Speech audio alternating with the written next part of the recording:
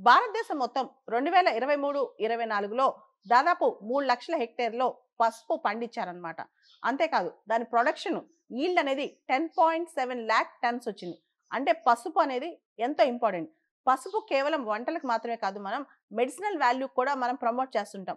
ట్రెడిషనల్‌గా చాలా వాటికి అంటే థెరపటిక్ వాల్యూ కూడా పసుపుకి ఇచ్చామనమాట. కాబట్టి పసుపు ప్రొడక్షన్, పసుపు ఎక్స్‌పోర్ట్ అనేది చాలా ఇంపార్టెంట్. ఇక నుంచి పసుపు డిమాండ్ కూడా మార్కెట్‌లో పెరిగే అవకాశం కనిపిస్తోంది. భారతదేశంలో మొత్తం 30 రకాల పసుపుని ప్రొడ్యూస్ చేస్తారనమాట. మొత్తం ప్రపంచ పసుపు ప్రొడక్షన్‌లో దేశీయంగానే భారతదేశం ప్రొడక్షనే 70% భారతదేశంలోనే పండుద్ది. సో, కాబట్టి పసుపుకు ఒక ప్రత్యేకమైన బోర్డ్ ఉండాల్సిందే. పసుపు బోర్డ్ ఎస్టాబ్లిష్ చేయడం వల్ల కొత్త వాల్యూ యాడెడ్ టర్మరిక్ ప్రొడక్ట్స్ బయటకొస్తాయి. ఆర్&డి బయటకొస్తాయి. అంతేకాదు పసుపు బోర్డుకు సంబంధించిన నిర్ణయాలు కూడా ప్రాపర్‌గా తీసుకుంటారు. దానిలో మనకి చైర్‌పర్సన్ ఉంటారు.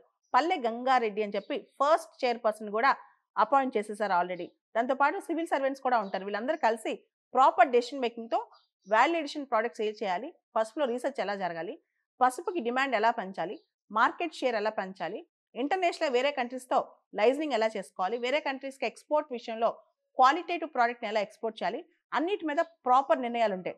దాంతో పాటు గ్రేడింగ్ అన్ని రకాల వెరైటీస్‌లో సంబంధించి ఏ పసుపు నాణ్యమైనది గ్రేడింగ్ కూడా చూస్తుంటారనమాట. ఇవన్నీ కూడా ప్రాపర్ స్టాండర్డ్స్ జరుగుతాయి ఈ నేషనల్ టర్మరిక్ బోర్డ్ వల్ల.